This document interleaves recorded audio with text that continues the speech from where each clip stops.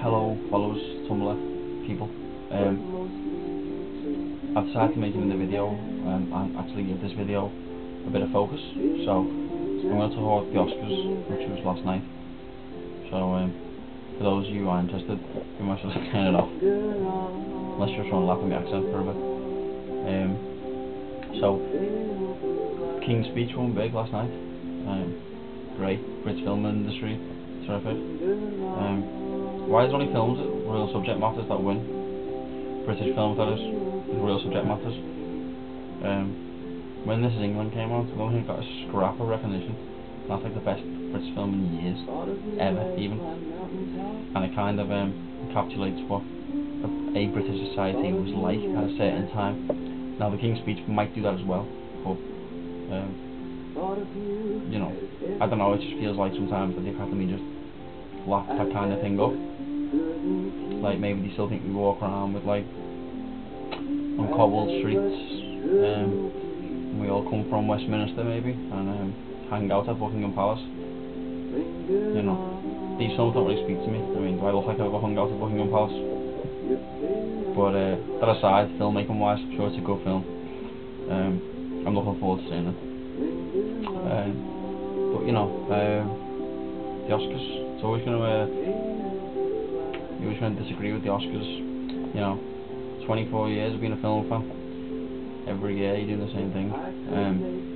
But you know, for one, Christopher Nolan, Inception is a very good film. Don't think it's a great film, but it's very good, and he deserves an Oscar for Oscar nomination, sorry, for Best Director, simply because it was a creative, original idea, which there's you know very little of these days, and Chris Nolan deserves recognition for being a front runner of original ideas. Best Supporting Actor, I am in the Church of Bale, and I am very happy that he won. Finally, after American Psycho, The Machinist, Prestige, which is terrific, and The Foul Mouth Rant, Bale gets recognition. Very terrific, because he's brilliant in The Fighter, absolutely terrific. But one of the biggest injustices was the fact that a certain Mr. Andrew Garfield, not only did he not win anything, he didn't even get nominated. I mean, I find that absolutely absurd. I mean, I'm sure a lot of people do as well. It's like, you know, Jesse Eisenberg does this much in The Social Network, Andrew Garfield does this much. You know what I mean? It's both their film. Eisenberg got his nomination. Where was Garfield's? Joke. Silly. Mark Wahlberg should have got Best Actor nomination. As good as Jeff Bridges is in True Grit, Mark Wahlberg is better in The Fighter, as is Ryan Gosling in Blue Valentine. Which brings me to Michelle Williams, who I thought should have won Best Actress. I think she was in the Best Actress category. If not, I'm going to sound like a fool, but she should have won. Natalie Portman's brilliant in Black Swan, and is her career-defining performance. But Michelle Williams does things in Blue Valentine that I haven't seen from a performance from a man or a woman in years. She is incredible in that film. That's my film of the year, so I don't know, it was that good. Yeah, there was what else was there good?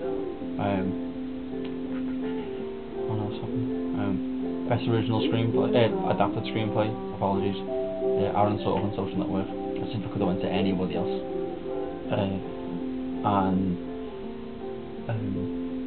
Oh yeah, tonight's highlight, undoubtedly for me, because it was a bit of a dull night really, was James Franco.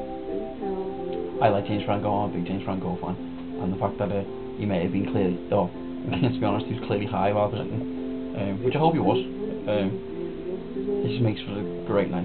People all over the place today saying it was a disaster. Well, fine, if entertainment's a disaster, then give me a disaster every time. That's what I prefer. There's some kind of stale, stiff upper lip performance that's all read off an auto cue. Who wants to see that? Overall, pretty dull night. Good night for British film industry. Bad night for Andrew Garfield. Bad night for Christopher Nolan. bad night for Mark Wahlberg, good night for everyone who's taken home a gold statue. Yeah, that's pretty much it. So I think I'm going to leave it by saying thanks to James Franco for making a quite dull, stuffy night quite enjoyable and pretty pointed.